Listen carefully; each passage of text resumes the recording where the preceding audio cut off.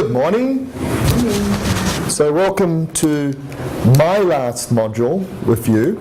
As you know, in April you have your last module in the training course, and that's with Mark and Marnie from North Carolina, and we'll be studying the Dow of Geometry, which is a fascinating course because it combines what I would refer to as the Western Feng Shui, which is sacred geometry, and all of its design principles that have been used for tens of thousands of years, including, of course, classical architecture, using the golden mean ratios and beautiful harmonic proportions of beauty, etc. And the interesting thing about that course is they investigate the Taoist symbolism, yin and yang, and a lot of significant Feng Shui ideas like the Beijing Palace, etc., with sacred geometry. So it's a beautiful combination of East and West. Now, what we do in this module is we're going to be covering Flying Star. So we're going to do a complete quick revision of the basics that you've started to master so far. And then we're going to be doing, the advanced stage of that, which is looking at the year and the month charts. So we'll pretty much be doing that this morning. And we're going to be looking at Southern Hemisphere, how to apply that for the Southern Hemisphere. Now, don't think, that doesn't relate to me.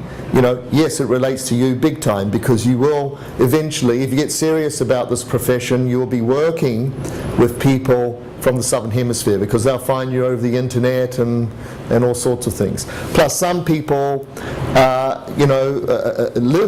might end up living in the Southern Hemisphere. So I call this global Feng Shui, and it's the only curriculum in the world where you're going to get this.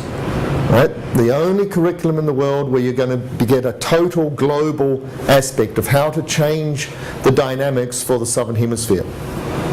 Now, we've touched on the Southern Hemisphere a little bit.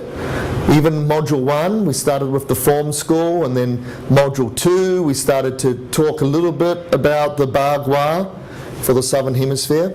So there's some building blocks there that we can, get into.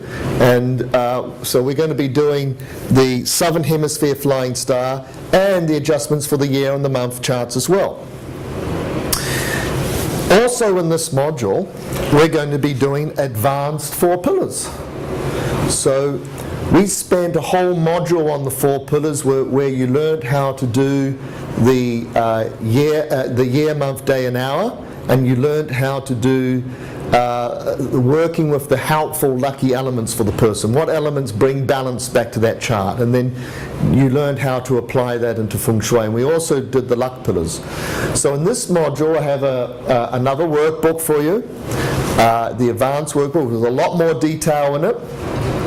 So we're going to be spending like a day on the 4 pillars where we'll review some of the basic stuff and look at some of the charts that you've been doing, and a complete revision, but then I'm able to add in some new layers to that, right? The advanced stuff, right?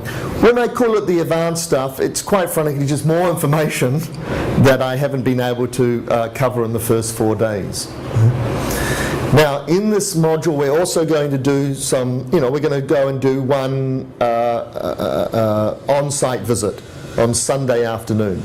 And I think that's quite appropriate because I often do that, even though it's not really advertised that we do that in this module, because you started to work in the last module and things went really well, I thought, But, you need a little bit more of that. Now that you've experienced it like a month ago, I think you'll find that this Sunday you'll be a little bit more confident and a little bit more like stepping into it and knowing what to do and how to approach things.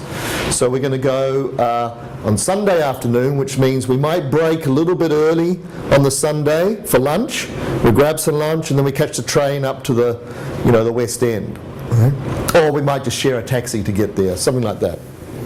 And we're going to be doing, her name is Leslie, and she's actually a student, past student. She did this training about 10 years ago. And by the way, she's been working with Feng Shui to a degree with her corporate chi design stuff that she does. Right? Anyway, she's moved into a new apartment, so we'll do her 4 pillars. And she said it's a very interesting apartment. It's sort of like split level or something, so hopefully it's a bit of a challenge for you.